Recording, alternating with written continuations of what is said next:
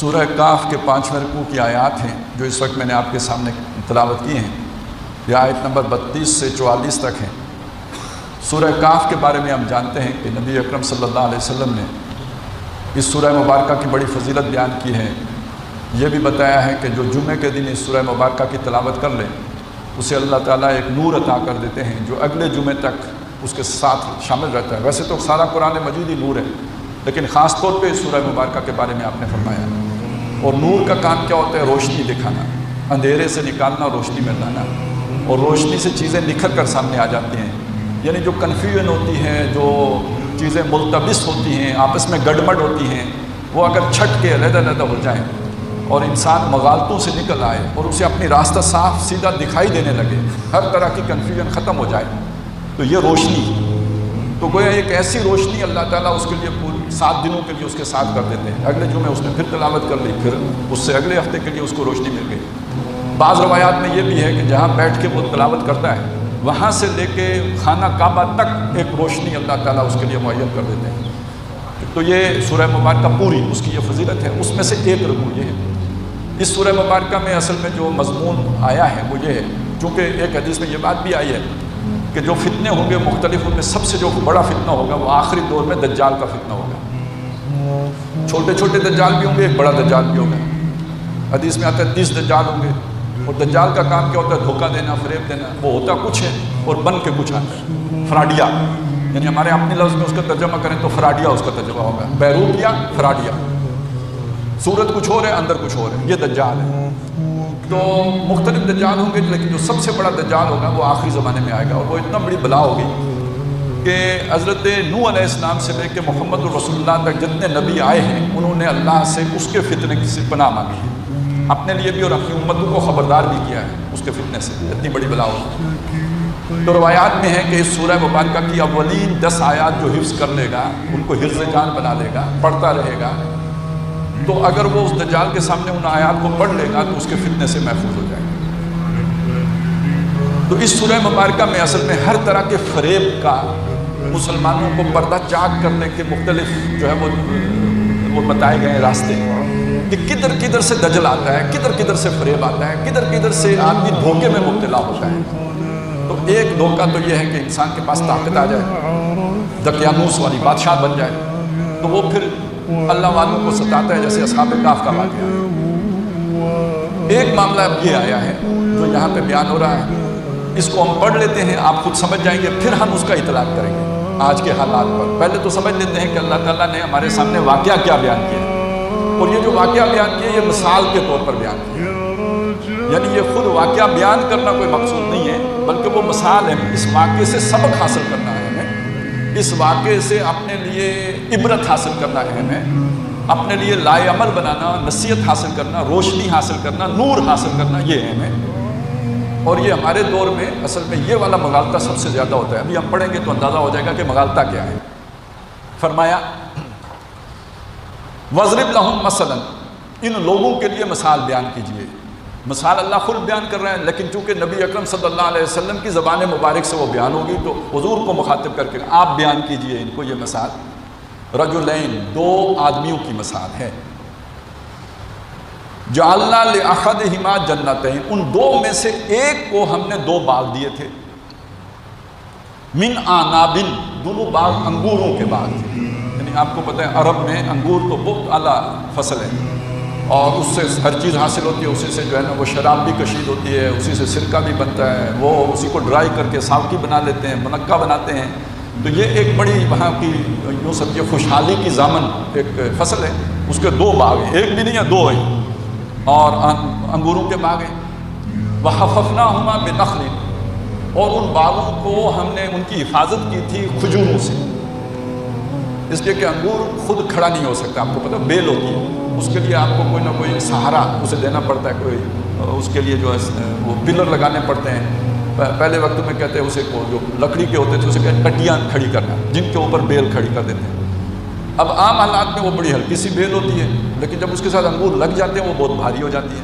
جب وہ بھاری ہو جاتی ہے ان دنوں میں جب ہوا چلے تو وہ جو آپ نے ٹٹیاں کھڑی کی ہوتی ہیں وہ اس کا سہارا نہیں بن سکتی اور وہ گر جاتا ہے، گر گیا تو وہ سارے فصل خراب ہو گیا۔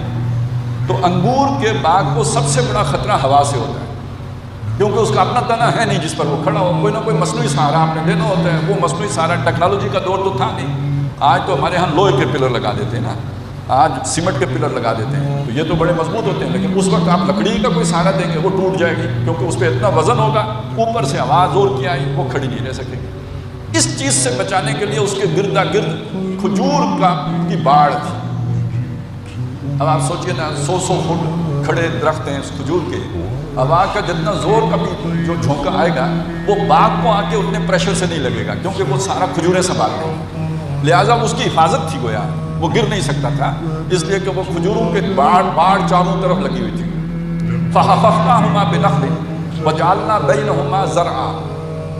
اچھا یہی نہیں تھا کہ صرف باغ تھا، اس کے درمیان زراعت بھی ہوتی تھی، کوئی اپنے سال کے لیے کوئی دانہ، کوئی فصل، دانے بھی ہو جاتے تھے وہیں سے، سبزیاں بھی وہیں پہ ہو جاتی تھیں، جو کچن کی جو جیسے ہوتا ہے وہ ضرورتیں بھی وہیں سے پوری ہو گئی، تو جسے ہم کہتے ہیں کہ خود مکتفی باغ تھا، وہ ساری ضرورتیں پوری کر، اپنی ضرورت بھی خود پوری کر لیتا تھا، ہوا سے حفاظت کا سامان بھی تھا، آگے آتا ہے کہ پانی بھی اس کے اندر ہی تھا، اسے باہر سے کچھ لینے کی ضرورت نہیں، اور یہ کہ جو بھی اس کے جو گھر کا خرچہ ہے وہ بھی سارے کا سارا اسی باغ سے پورا ہو جاتا ہے، وہاں زراعت بھی ہو جاتی ہے، وہاں سبزیاں بھی اگاتی ہیں۔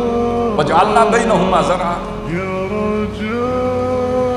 كِلْتَا الْجَنَّتَيْنِ آتَتْ أُكُلَهَا، اور اس کے وہ جو دو باغ تھے وہ اپنا فصل لے کے آتے تھے پورا۔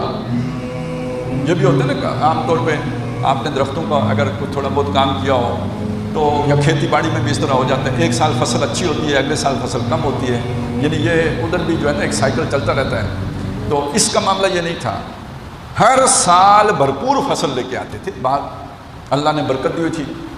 وَلَمْ تَظْلِمْ مِنْهُ شَيْئًا، اور وہ اس میں سے کچھ بھی کم نہیں کرتے تھے، مطلب اس میں کوئی نقصان نہیں ہوتا تھا، اس کا بھرپور فصل پورا اندازے کی۔ وَفَجَّرْنَا خِلَالَهُمَا نَهَرًا، اور پھاڑ کے ہم نے وہاں پہ اس کے درمیان ایک چشمہ بھی بہا دیا تھا، ایک نہر تھی۔ آج جیسے کسی کا اپنا ٹیوب ویل ہو تو بلکہ یہ کہ اس کے لیے ٹربائن لگانے کی بھی ضرورت، وہ والی بجلی وابڈا کی لینے کی ضرورت نہیں ہے، اس نے اپنا کوئی جو ہے نا وہ سولر سسٹم لگایا ہوا ہو، تو اس طرح اس کا تو وہ چشمہ خود اللہ نے پھاڑ کے نکالا ہوا تھا، وہ کوئی بجلی لگانے کی بھی ضرورت نہیں ہے، خود چل رہا ہے چشمہ، لہٰذا باغ کو جو پانی چاہیے وہ بھی سارے کا سارا اندر موجود ہے۔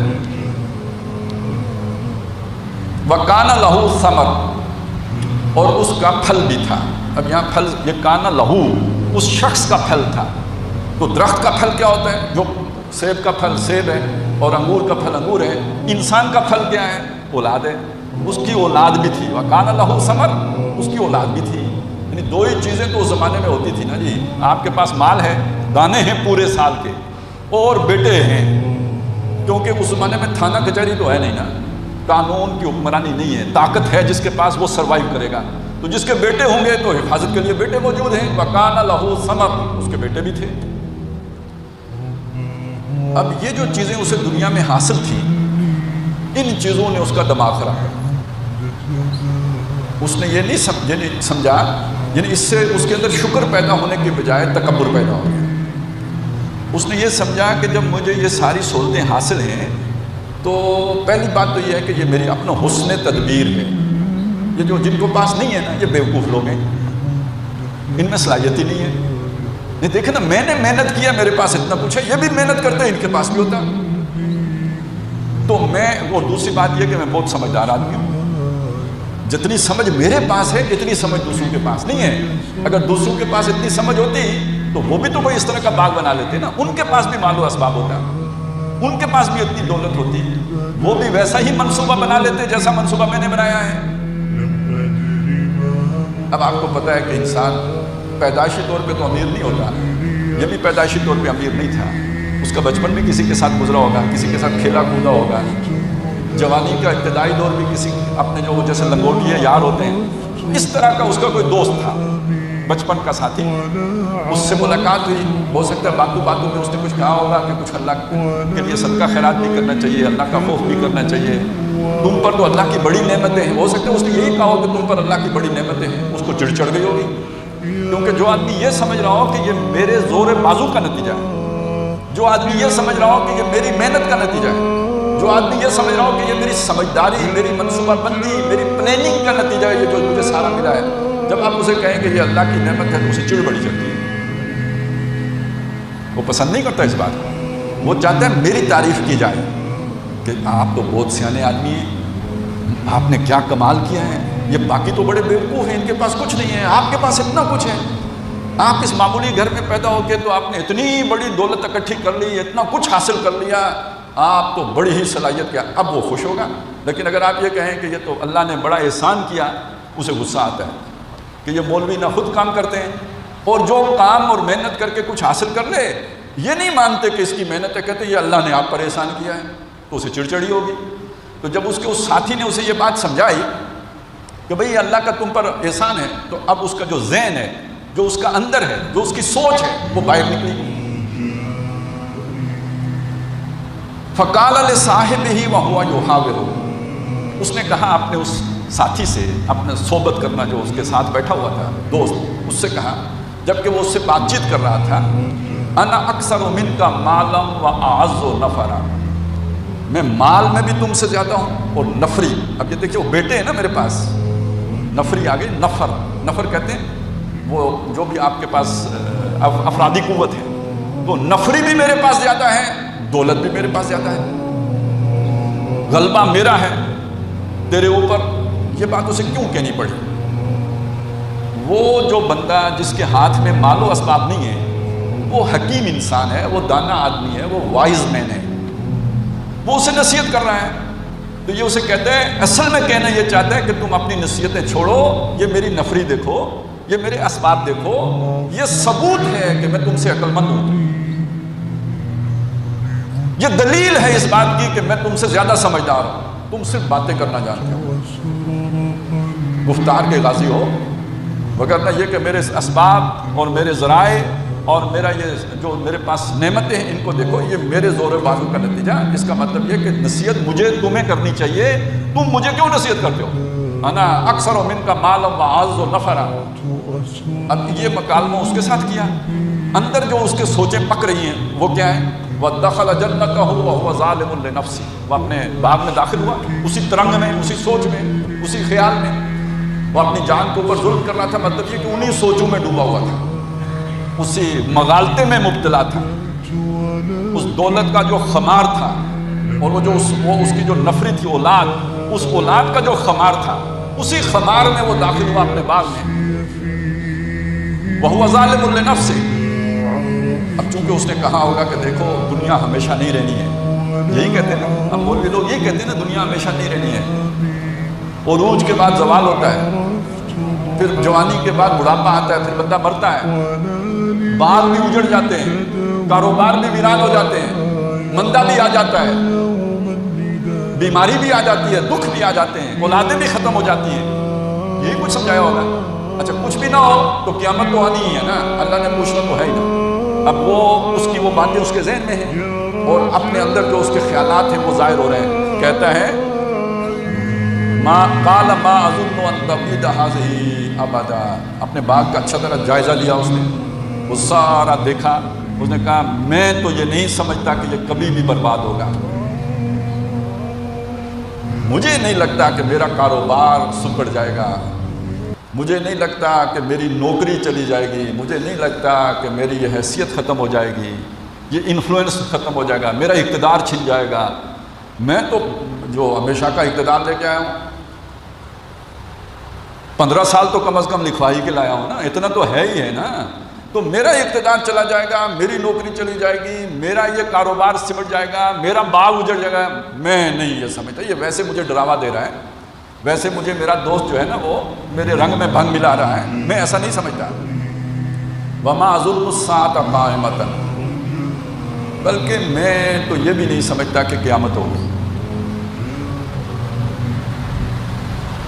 یعنی چونکہ مولوی صاحب نے ڈرایا اس بات سے کہ باغ اجڑ جائے گا، تو یہ بات تو صحیح ہے نہیں، تو مجھے یہ بھی نہیں لگتا کہ دنیا اجڑے گی، یہ بھی لگتا ہے کہ بس ایک بات سے دوسری بات بنا لی گئی ہے کہ ایک وقت آئے گا تو پہاڑ ختم ہو جائیں گے اور آسمان جو ہے وہ پھٹ جائے گا اور قیامت ہو جائے گی۔ نہیں مجھے نہیں لگتا، اتنے مضبوط کھڑے پہاڑ، یہ زمین، یہ آسمان، یہ کیسے ختم ہو سکتے ہیں؟ ما اظن ان تبید هذه ابدا وما اظن الساعة قائمة ولئن رددت الى ربی، لیکن بالفرض محال ایسا ہو گیا اور مجھے لوٹا دیا گیا میرے رب کی طرف، میرے رب کی طرف لوٹا دیا گیا، کہ یہاں سے بھی یہ بات ثابت ہوتی ہے، آگے جا کے مزید ثابت ہو جائے گی، یہ اللہ کا منکر نہیں تھا۔ یہاں جو بات سمجھائی جا رہی ہے وہ ایک دہریے کی کو نہیں نصیحت کی جا رہی ہے، اللہ کو ماننے والے کو نصیحت کی جا رہی ہے۔ گمراہی کوئی اور ہے، گمراہی یہ نہیں ہے کہ یہ اللہ کو نہیں مانتا، گمراہی یہ نہیں ہے کہ یہ اللہ کے ساتھ کسی کو شریک کر رہا ہے اس کے سجدے میں یا اس کے رکوع میں یا اس کی نمازوں میں یا اس کی پریز ثنا کرنے میں، نہیں، یہ گمراہی نہیں ہے، گمراہی کوئی اور ہے۔ وہ آگے جا کے ہمیں سمجھ آ جائے گی کہ گمراہی یہاں پہ ہے کیا۔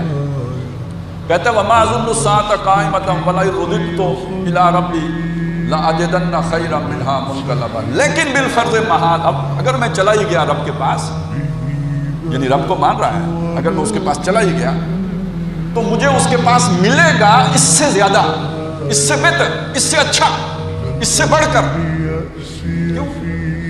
یہ کیوں سوچا ہے؟ چلیں پہلے بات تو سمجھ میں آتی ہے، باغ نہیں اجڑے گا، کیوں نہیں اجڑے گا؟ پانی اندر موجود ہے، چلیں دھوکہ کھا گیا۔ کیوں نہیں اجڑے گا؟ اس لیے کہ اس کو جو ہے نا وہ کھجوروں نے ڈھانپ رکھا ہے، ہوا بھی نہیں اسے گرا سکتی، دھوکہ کھا گیا۔ چلیں وسیلے پر بھروسہ کر کے مسبب الاسباب کو بھول گیا، دھوکہ کھا گیا، مان لیا۔ لیکن یہ اس کو کیسے سمجھ آ گئی کہ مرنے کے بعد اگر جیا اور اللہ کے پاس پہنچا تو مجھے دنیا سے زیادہ ملے گا؟ یہ ہے اصل بات تو سمجھے، یہیں سے پتہ چلے گا کہ اصل گمراہی کیا تھی۔ اصل گمراہی یہ تھی کہ وہ یہ سمجھتا ہے کہ دنیا جو ہے نا یہ دار الجزا ہے، یہاں کی جو نعمتیں ہیں وہ نعمتیں ہیں، اور یہاں کا فقر جو ہے وہ عذاب ہے، یہاں کی تنگ دستی جو ہے وہ سزا ہے، اور یہاں کی فراخی نعمت ہے۔ یہ مغالطہ ہے اس کا۔ اصل بات کیا ہے؟ اصل بات یہ ہے دنیا دار الامتحان ہے، یہاں جو ملا ہے وہ بھی آزمائش کے لیے ملا ہے۔ یہ اس کا یہ مطلب نہیں کہ کسی کو اللہ نے اچھی جو ہے وہ کوئی پوزیشن دے دی ہے، کوئی نوکری دے دی ہے، کوئی اقتدار دے دیا ہے، کوئی محل دے دیا ہے، کوئی باغ دے دیا ہے، کوئی جائیداد دے دی ہے، کنبہ قبیلہ دے دیا ہے، برادری دے دی ہے، جتھا دے دیا ہے، تو اللہ اس سے راضی ہے، اللہ اس پر خوش ہے، اللہ اس سے بہت جو ہے نا وہ اسے پسند کرتا ہے۔ نہیں، اگر ایسی بات ہوتی تو نمرود بادشاہ ہوتا، ایسی بات ہوتی تو نمرود بادشاہ ہوتا، ایسی بات ہوتی تو فرعون بادشاہ ہوتا، ایسی بات ہوتی تو سکندر اعظم بادشاہ ہوتا، ایسی بات ہوتی تو امریکہ کے پاس یہ سارے وسائل ہوتے جو آج اس کے پاس ہیں۔ حدیث میں آتا ہے کہ اللہ کی نگاہ میں اس پوری دنیا کی مچھر کے پر جتنی بھی اہمیت ہوتی تو کسی کافر کو ایک گھونٹ پانی نہ دیتا۔ اور سورہ زخرف میں تو ایک بات کہی ہے نا، فرمایا اگر اس بات کا اندیشہ نہ ہوتا کہ سارے لوگ کافر ہی ہو جائیں گے تو جو کافر ہیں ان کو دنیا میں ہم وہ گھر دیتے کہ جن کی دیواریں بھی سونے چاندی کی ہوتی، جن کی سیڑھیاں بھی سونے چاندی کی ہوتی، جن کی چھتیں بھی سونے چاندی کی ہوتی، ان کی مسریاں جن پر وہ سوتے وہ بھی سونے چاندی کی ہوتی۔ سمجھ آئی بات کی؟ تو دنیا کا سارا اسباب کیا ہے؟ یہ اللہ کی خوشی نہیں ہے کہ دے دی اس نے تو بڑا راضی ہے، تو پھر راضی تو کافروں سے ہے۔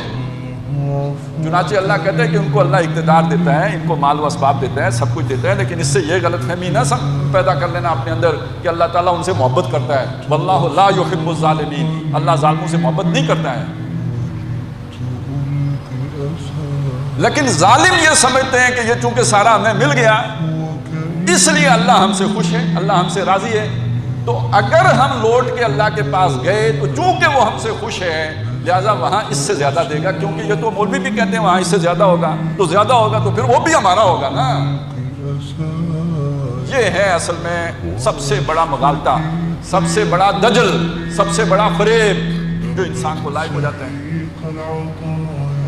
تو اس کو بھی یہی فریب تھا کہ یہ میرا باغ ہے، اس کا مطلب یہ کہ کم از کم یہ کہ اللہ مجھ سے باقیوں کے مقابلے میں زیادہ راضی ہے، تب اس نے مجھے یہ سارا کچھ دیا نا۔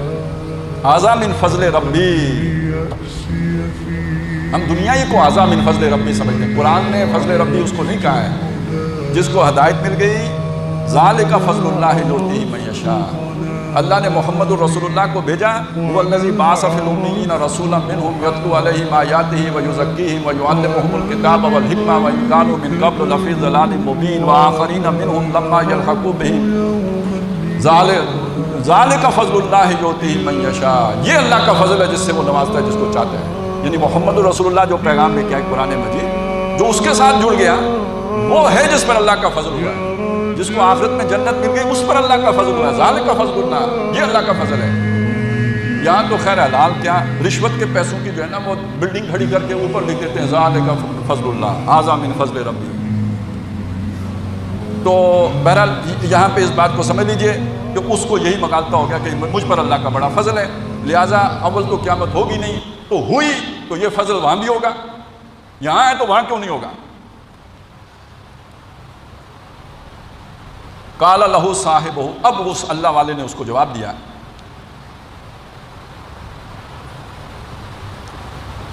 وہو یحاورہ، جبکہ وہ اس سے بات چیت کر رہا تھا، اکفرت بالذی خلقک من تراب، کیا تو نے کفر کیا اس ہستی کا جس نے تجھے مٹی سے پیدا کیا۔ اب یہاں کفر انکار کے معنی میں نہیں ہے، ناشکری کے معنی میں، ناشکری کے معنی میں ہے۔ کفران نعمت، نعمتیں ہوتی ہیں تو ان کی ناقدری کو کفران نعمت کہتے ہیں، ویسے کفر کا اصل معنی ہے ہی ناشکری۔ تو نے کفر کیا اس ہستی کا کہ جس نے تمہیں مٹی سے بنایا، ثم من نطفۃ، پھر اس مٹی کا اس نے نطفہ بنایا، اس نطفے سے تمہیں بنایا، ثم سواک رجلا، پھر تمہیں بھلا چنگا انسان بنا دیا، لیکنہ اللہ ربی، لیکن میرا رب تو وہ ہے۔ تو اس کا رب کون ہے؟ یہ کہتا ہے میرا رب تو وہ ہے، تو یہ کس کانٹراسٹ میں کہہ رہا ہے؟ یعنی تمہارا رب کوئی اور ہے، بس یہ ذہن میں رکھیے گا، سوال ذہن میں رکھیے۔ وہ کہہ رہا ہے میرا رب تو اللہ ہے، تو یہ جو بندہ جس سے بات چیت کر رہا ہے اس کا رب کون ہے؟ ابھی نہیں میں بتا رہا، آگے خود اللہ بتا رہا ہے تو مجھے بتانے کی کیا ضرورت، ابھی ذرا بس یہ سوال ذہن میں رکھیں تاکہ جب بتائیں تو وہاں جا کے وہ فٹ ہو جائے۔ وَلَوْلَا إِذْ دَخَلْتَ جَنَّتَكَ، اب یہ دیکھیے یہ نور آ رہا ہے، یہ روشنی آ رہی ہے، یہ لائٹ ہے، یہ نصیحت ہے، یہ سبق ہے۔ وَلَوْلَا إِذْ دَخَلْتَ جَنَّتَكَ، ایسا کیوں نہیں ہوا جب تو اپنے باغ میں داخل ہوا، قُلْتَ، تو نے کہا ہوتا ما شاء اللہ، جو اللہ نے چاہا۔ یہ میرا زور بازو نہیں ہے، یہ میری ہمت توفیق نہیں ہے، یہ میرا کمال نہیں ہے، یہ میری صلاحیتیں نہیں ہیں، یہ میرا کوئی اسپیشل جو ہے نا وہ ڈی این اے نہیں ہے، میں بھی باقی انسانوں ہی کی طرح ایک انسان ہوں، اللہ کا بندہ ہوں، لیکن یہ جو کچھ بھی ہے میرے رب کی توفیق سے ہے، میری رب کی عطا ہے، میرے رب نے مجھے دیا ہے، یہ اس کی دین ہے، یہ اس نے ماشاءاللہ جو اللہ نے چاہا۔ تم نے یہ کیوں سوچا جو میں نے کیا؟ نقطہ نظر ٹھیک کرو، اور نقطہ نظر کا ٹھیک کرنا یہ ہے کہ یہ میری محنت کا صلہ نہیں ہے، یہ میرے زور بازو کا نتیجہ نہیں ہے، یہ اللہ کی عطا ہے، اس نے دیا ہے۔ ماشاءاللہ لا قوت الا باللہ، کوئی قوت نہیں ہے اللہ کے ساتھ، وہی جس کو دے تو دے۔ بڑی بڑی صلاحیتوں والے جوتیاں چٹکھاتے مر گئے، انہیں کسی نے گھاس نہیں ڈالی۔ بڑے بڑے انٹلیکچوئل جو ہے وہ گندی نالیوں میں گر کے مر گئے، شرابیں پی پی کے، ان کو مواقع ہی نہیں ملے۔ آپ جتنے باصلاحیت ہوں، آپ کو چانس نہ ملے، کیا کریں گے؟ آپ جو ہے جینیس پیدا ہوئے ہوں، آپ تعلیم حاصل نہ کر سکیں تو کیا کریں گے؟ تو دنیا صرف صلاحیتوں ہی پر نہیں ہے، چانسز بھی تو بڑی ہیں، اور چانس کون دیتا ہے؟ مواقع کون دیتا ہے؟ تو لا قوت الا باللہ ان ترنی انا اقل منک مالا و ولدا، اگر تو نے دیکھا تھا کہ مال اور اولاد، اب وہ جو وہاں پہ پھل کا لفظ آیا تھا وہاں اس کی وضاحت آ گئی کہ وہ اولاد ہی تھی اصل میں، کہ مال اور اولاد میں تو مجھ سے زیادہ ہے، تو اس کا مطلب اللہ کی نعمت تم پر زیادہ ہے، بجائے اکڑنے کے اور بجائے پھولے نہ سمانے کے اور بجائے تکبر کرنے کے اور بجائے خمار میں مبتلا ہونے کے، تو نے کہا ہوتا اللہ کا احسان ہے، اللہ کی جو ہے مجھ پہ بڑی جو ہے عنایت ہے، اور یہ کہ یہ ساری اس کی جو ہے نا اس کی عطا سے ہے، یہ ہونا چاہیے تھا۔ اب اسے غصہ آ گیا، وہ جو بھی اللہ والا تھا، اس کے اس رویے پر، اس کی اس پھوں پھاں پہ، اس کے اس تکبر پر، تو اس نے کہا کہ دیکھو یہ دیا اللہ نے ہے، فَعَسَىٰ رَبِّي أَن يُؤْتِيَنِي خَيْرًا مِّن جَنَّتِكَ، تو مجھے تانا دیتا ہے کہ میرے پاس مال و اسباب دنیا کم ہے، اس وجہ سے تم کہتے ہو کہ میں بے وقوف ہوں، اس وجہ سے سمجھتے ہو کہ یہ بلڈی ہے، اس وجہ سے سمجھتے ہو کہ یہ گندا انسان ہے کہ میرے پاس اسباب دنیا کم ہے.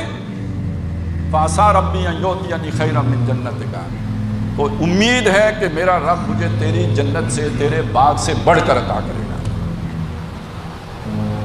وَيُرْسِلَ عَلَيْهَا حُسْبَانًا، اور تیرے باغ کے اوپر وہ کوئی بھیج دے گا بگولا، کوئی طوفان، من السماء، آسمان سے، فَتُصْبِحَ صَعِيدًا زَلَقًا، اور وہ ہو جائے گا تیرا باغ چٹیل، یعنی وہاں پہ کوئی درخت باقی نہیں بچے گا، چٹیل میدان بن جائے گا. او یصبح ماؤها غورا، یا اللہ یہ کرے گا کہ اس کا پانی نیچے لے جائے گا. ابھی تو ابل کے باہر نکلتا ہے، تو وہ اگر نیچے چلا گیا، جیسے یہاں بور کرائیں نیچے چلا جاتا ہے، تو وہاں پانی نیچے چلا گیا، فلن تستطیع له طلبا، تو اس کو پھر حاصل کرنے کی استطاعت ہی نہیں رکھے گا. اب یہ اس نے بددعا دی کہیں یا اس کے دل کی درد، دکھی دل کی صدا نکلی، جو بھی کہیں، ادھر نکلی ادھر قبول ہوئی، پتھر پہ لکیر ثابت ہوئی اس کی بات. وَأُحِيطَ بِثَمَرِهِ، اس کا پھل لپیٹ دیا گیا، اس کے پھل کا احاطہ سمیٹ لیا گیا. وَأُحِيطَ بِثَمَرِهِ، اب یہ ثمر میں آپ چاہیں تو اولاد بھی شامل کر لیں، باغ بھی شامل کر لیں، دونوں لپیٹ لیے گئے. ادھر کورونا آ گیا ہوگا، ادھر کوئی امریکن سنڈی آ گئی ہوگی، انگور کی سنڈی آ گئی، سارا ختم. یا کوئی ہوا کا ایسا جھونکا آیا، کھجوریں بھی اڑ گئیں، باغ بھی لیٹ گیا، اور ادھر اولاد بھی لیٹ گئی.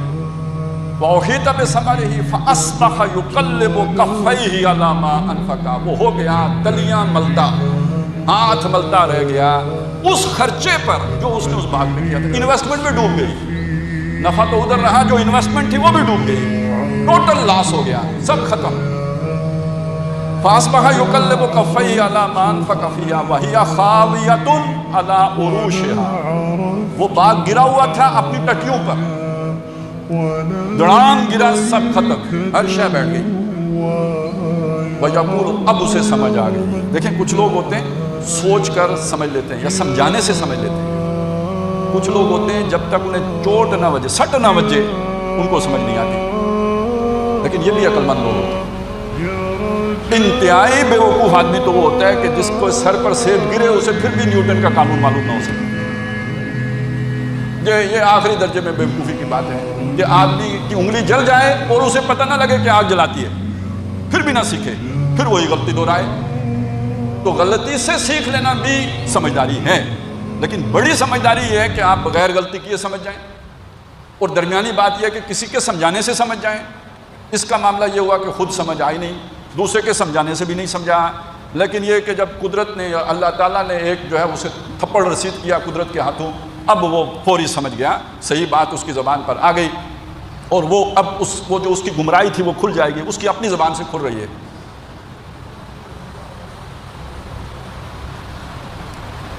وَيَقُولُ يَا لَيْتَنِي لَمْ أُشْرِكْ بِرَبِّي أَحَدًا، اس نے کہا ہائے میری شامت، کاش میں نے اپنے رب کے ساتھ کسی کو شریک نہ کیا ہوتا. اب آپ دیکھیے، یہ نہیں وہ کہتا کہ میں نے رب کا انکار نہ کیا ہوتا، اس کا مطلب رب کا انکار وہ نہیں کر، رب کو مانتا تھا. اور رب کے ساتھ شریک کرنے کا مطلب کیا ہوا؟ رب کا کیا مطلب ہوتا ہے؟ رب پالن ہار ہوتا ہے. رب کا کیا مطلب ہوتا ہے؟ وہ حاجت روا ہوتا ہے. رب کا کیا مطلب ہوتا ہے؟ وہ کفالت کرنے والا ہوتا ہے. رب کا کیا مطلب ہوتا ہے؟ وہ پرورش کرنے والا ہوتا ہے. رب کا کیا مطلب ہوتا ہے؟ ساری ضرورتیں پوری کرنے والا ہوتا ہے. اس کے یہ ساری سوچیں کس جگہ پہ فوکس تھی؟ میری ضرورت کون پوری کرے گا؟ باغ. میری کفالت کون کرے گا؟ باغ. میری جو بھی حاجت ہے وہ کیسے پوری ہوگی؟ وہ انگور بیچوں گا، وہ چیز لے آؤں گا، پیسہ، دولت. حملہ ہوگا تو حفاظت کون کرے گا؟ بیٹے. تو اس نے وہ توکل جو اللہ پر کرنا ہوتا ہے، وہ بھروسہ جو رب پر کرنا ہوتا ہے، جو اصل رب ہوتا ہے جس پر کہ بھروسہ ہوتا ہے، وہ سارا اپنے وسائل پر اور اپنے اسباب پر کر کے رکھا ہوا تھا. یہ شرک ہے، یہ دھوکہ ہے، یہ فریب ہے جس میں آدمی مبتلا ہو جاتا ہے. تو وہ اب اسے سمجھ آ گئی، چوٹ کھا کے سمجھ آئی کہ کاش میں نے اپنے رب کے ساتھ کسی کو شریک نہ کیا ہوتا. یا لیتنی لم اشرک بربی احدا ولم تکن لہ فئۃ، اس کا کوئی جتھا نہ ہوا، کوئی فوج، کوئی بٹالین، اس کی رجمنٹ ایسی نہیں تھی. ینصرونہ من دون اللہ، جو اللہ کے مقابلے میں آ کے اس کی مددگار بنتی، اس کے ساتھ کھڑی ہوتی، اس سے کندھے سے کندھا ملاتی، اس کی حفاظت کرتی. کوئی نہ ہوا. وما کان منتصرا، اور اپنے اس نقصان کا وہ بدلہ خود بھی نہ لے سکا۔ ہنالک الولایۃ للہ الحق، یوں ولایت اللہ کے لیے ثابت ہو گئی حقیقی طور پر، وہ جو الحق ہے اسی کی ولایت۔ اچھا یہ ولایت واؤ کی زبر کے ساتھ ہے، واؤ کی زیر کے ساتھ نہیں ہے۔ ولایت کہتے ہیں دوستی کو۔ اللہ ولی الذین آمنوا، اللہ ایمان والوں کا ولی ہے، یہ اس سے بنے گا ولایت، دوست ہے۔ یہ ولایت ہے واؤ کی زبر کے ساتھ، اس کا مطلب ہوتا ہے اختیار۔ آپ نے اب سنا والی مکہ، یعنی مکہ کے شہر کا گورنر جس کے پاس حکومت کا اختیار تھا۔ اسی طرح جو ہے نا وہ یہ متولی ہوتا ہے مسجد کا، جو مسجد کا انتظام انصرام اہتمام کرتا ہے، تو وہ متولی ہے مسجد کا۔ تو اسی جو ولی کا لفظ ہے، اس سے جو ولایت بنتا ہے اس کا مطلب اختیار۔ اختیار کس کے پاس ہے؟ کل کا کل اللہ کے پاس ہے۔ تو اس نے کیا کہا تھا؟ تم نے یہ کہا ہوتا نا کہ یہ باغ میں نے نہیں بنایا اللہ نے دیا ہے نا، تو اب ثابت ہو گیا نا اللہ کا تھا۔ اور جب اس نے چھینا تو تم روک نہیں سکے، حفاظت نہیں کر سکے، تو جس کا تھا اس نے لے لیا۔ ہنالک الولایۃ للہ الحق، یہ بات ایک لہجے میں ان جادوگروں کو سمجھ میں آ گئی تھی جو موسیٰ علیہ السلام کا مقابلہ کرنے کے لیے آئے تھے۔ جب انہیں سمجھ آ گئی، فرعون نے کہا میں تمہاری گردن اڑا دوں گا، میں تمہاری ٹانگیں کاٹ دوں گا، بازو کاٹ دوں گا۔ انہوں نے کہا فقض ما انت قاض، کر جو تو سے ہوتا ہے، انما تقضی فی هذه الحیات الدنیا، تو کچھ کر بھی سکا تو دنیا ہی کی زندگی کا کوئی فیصلہ کرے گا نا، ہمیں تمہارے کرنے کی کوئی پرواہ نہیں، ہم تو وہ صاحب اختیار ہستی کے ساتھ اب جڑ گئے ہیں، اب تم سے ہم ڈرنے ورنے والے نہیں ہیں۔ تو جس کا تعلق اللہ سے اس طرح والا بن جائے نا، وہ پھر ڈرتا ورتا نہیں ہے۔ یہ تعلق مضبوط کیے بغیر ہم نے دیکھے بڑے جو ہے نا وہ دعوے کرنے والے کمر پکڑ کے بھاگتے دیکھیں، ڈرتے ورتا تو نہیں ہوں لیکن ڈرتے ورتے دیکھیں۔ لیکن وہ جادوگر نہیں ڈرے ورے، فرعون سے بھی نہیں ڈرے ورے، کیوں؟ انہوں نے مضبوط کنڈا پکڑ لیا تھا نا، لن فسام لہا، جس کو کوئی ٹوٹا نہیں ہے۔ اور یہ کنڈا نہیں پکڑا جا سکتا جب تک کہ طاغوت کا کفر نہ ہو۔ فمن یکفر بالطاغوت ویؤمن باللہ فقد استمسک بالعروۃ الوثقی لا انفصام لها۔ اور یہاں طاغوت کیا؟ یہ باغ ہی تو طاغوت تھا اس کا، جس پر اس نے انحصار کر لیا تھا، جس پر بھروسہ کر لیا تھا، جس پر توکل کر لیا تھا۔ بتوں سے تجھ کو امیدیں، خدا سے دو امیدی، مجھے بتا تو صحیح اور کافری کیا ہے۔ تو بت صرف وہ اصنام ہی نہیں ہوتے جو انسان ہاتھوں سے بناتا ہے، اب اس سینوں میں چھپ چھپ کے بنا لیتی ہے تصویریں، تو ان سینوں میں بھی بت پل رہے ہوتے ہیں۔ یہ کاروبار بت بن جاتے ہیں، یہ روزگار بت بن جاتے ہیں جن پر انسان کا توکل ہو جائے، یہ حیثیتیں جو اسے حاصل ہو جائیں، جو انفلوئنس اسے مل جائے، جو دنیا کا ایک سٹیٹس مل جائے، اور اس کی وجہ سے باقیوں کو آدمی گھٹیا سمجھنا شروع کر دے۔ اور ہوتا ہے، میں پروفیشن میں جہاں پہنچ گیا ہوں، اتنی بلندی پہ پہنچ، یہ باقی لوگ کیڑے مکوڑے، انہوں نے تو محنت ہی نہیں کی ہے۔ دیکھیں نا میرا پولیٹیکل انفلوئنس کتنا ہے، کن کن لوگوں کے ساتھ میرے تعلقات ہیں، یہ میرا زور بازو ہے نا، یہ میری پلاننگ ہے نا، یہ میری سمجھداری ہے، یہ میری تیز ترازی ہے۔ تو اب یہاں صرف باغ پر نہ رکھیے، ہم اپنا اپنا بت تلاش کریں نا، میرا بھی کوئی بت ہو سکتا ہے، آپ جو بیٹھے ہوئے ہیں آپ میں سے بھی ہر ایک کا کوئی نہ کوئی بت ہو سکتا ہے۔ ہم کون سا اتنا کوئی توحید کامل پر جو ہے وہ کھڑے ہیں، وہی بت تو پھر ہمارا رب ہے۔